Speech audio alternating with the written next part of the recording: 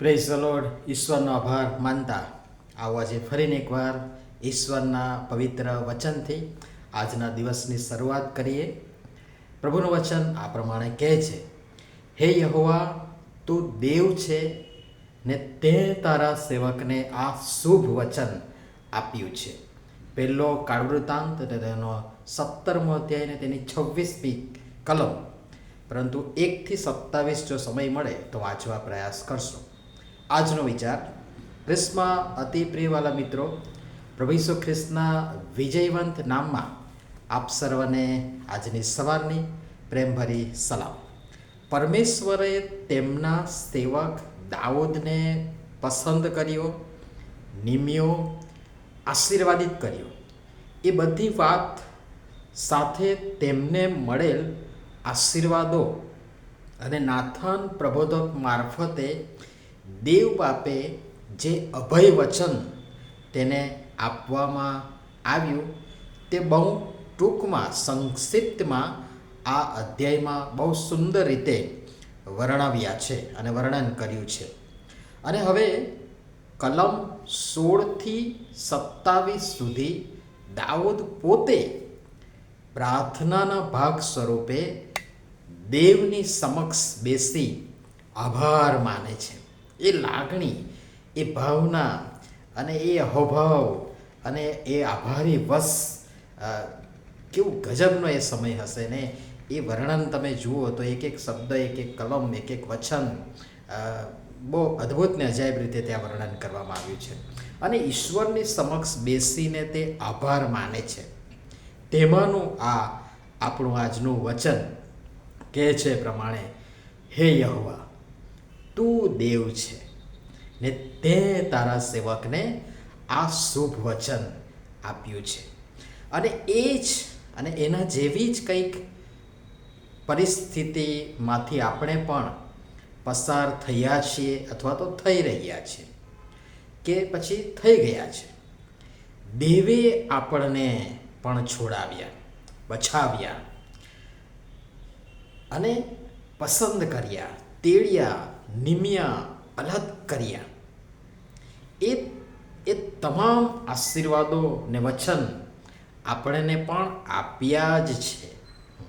જોજો, યાદ કરીને જુઓ, સંભારણા કરો કઈ પરિસ્થિતિમાં હતા. અને આજે ઈશ્વરની કૃપાથી આપણી બુદ્ધિ, શાણપણ, હોશિયારી, ચતુરાઈ, બહુ ભણેલા હતા, બહુ સમૃદ્ધ હતા, સારા કુટુંબમાં જન્મે એટલે નહીં, ઈશ્વરની કૃપાથી, કેવળ ઈશ્વરની કૃપાથી આપણે એ આશીર્વાદો સંપાદન કરી શક્યા છે. અને ઈશ્વરે એ વચન અને આશીર્વાદો આપણને આપ્યા છે. વિચારો, તમે ને હું, આપણે ક્યાં હતા? છેક ભોયમાં, ઉકરડામાં. પણ ઈશ્વરે તેમનો હાથ પકડીને આપણને રાજકુમાર ને રાજકુમારની કક્ષા સુધી લાવીને મૂકી દીધા છે. એ આશીર્વાદોને યાદ કરીએ. દાઉદની સાથે આપણે પણ એ બધી બાબતોને યાદ કરીએ. અને દેવ આપણને ક્યાંથી ક્યાં લઈ આવ્યા છે. દાઉદ કહે છે 16મી કલમમાં, હે યહોવા દેવ, હું કોણ ને મારું કુટુંબ કોણ કે તું મને આટલે સુધી લાવ્યો છે. યાદ કરો, ક્યાં હતા ફરીથી અને આજે ક્યાં. દાઉદ કહે છે ને કે હું લાકડી લઈને ઉતર્યો હતો. અને પ્રભુના સેવક કહે છે, યાકૂબ પણ કહે છે, યાકૂબ, હું લાકડી લઈને ઉતર્યો ત્યારે આજે મારી સાથે કેટલા ટોળા છે. અને દાઉદ પણ એ જ લાગણી સાથે કહે છે, હું ક્યાં હતો? હે યહોવા, હું કોણ ને મારું કુટુંબ કોણ કે તું મને આટલે સુધી લાવ્યો છે. આટલે સુધી, એને ક્યાંથી ક્યાં સુધી. આપણે પણ એ જ લાગણી સાથે પ્રભુનો આભાર માનતા કહીએ કે હું ક્યાં હતો અને હું કોણ અને મારું કુટુંબ કોણ કે તું મને આટલે સુધી લાવ્યો છું. જે કક્ષાએ, જે અવસ્થામાં, જે પરિસ્થિતિમાં આજે હું ને તમે, આપણે બધા છીએ, એ યાદ કરીએ. અને 17મી કલમમાં દાઉદ કહે છે, પ્રભુનું વચન કહે છે, હે યહોવા દેવ, તે મને ઉચ્ચ પદવીના માણસની પંક્તિમાં મૂક્યો છે. ઈશ્વરનો આભાર માને, પ્રેઝ ધ લોર્ડ અને હાલેલુયા. કે ઈશ્વરે આજે મને ને તમને આ કક્ષાએ લાવીને મૂકી દીધા છે. દાઉદ કહે છે એ પ્રમાણે ઉચ્ચ પદવીના માણસની પંક્તિમાં મને મૂક્યો છે. ઈશ્વરનો આભાર, પ્રેઝ ધ લોર્ડ અને હાલેલુયા.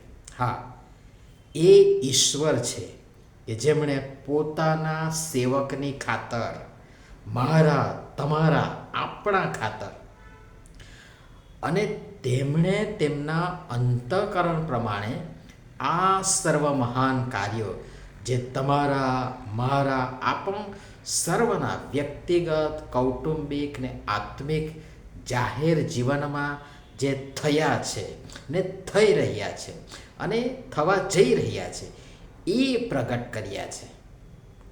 એ સર્વ સ્મરણ કરો, એ સર્વને યાદ કરો અને દેવ બાપનો આભાર માનો, દેવ બાપનો આભાર માનીએ અને પ્રભુ એ માટે આપણે સર્વની સહાય અને મદદ કરો. પ્રાર્થના કરીએ. પ્રેમાળ પિતા, તમારા અદ્ભુત પ્રેમ અને સંભાળ તથા તમારા તરફથી મળેલ એ તમામ આશીર્વાદો, વ્યવસ્થાઓ, માન, સ્થાન, સન્માન એ બધી જ બાબતોના માટે જે કેવળ તમારી કૃપાથી અમે આ પૃથ્વી પરના જીવનમાં પ્રાપ્ત કર્યું છે અને હાલ જે અવસ્થામાં, પરિસ્થિતિમાં અમે છીએ ત્યાં સુધી તમે અમને લઈ આવ્યા છો.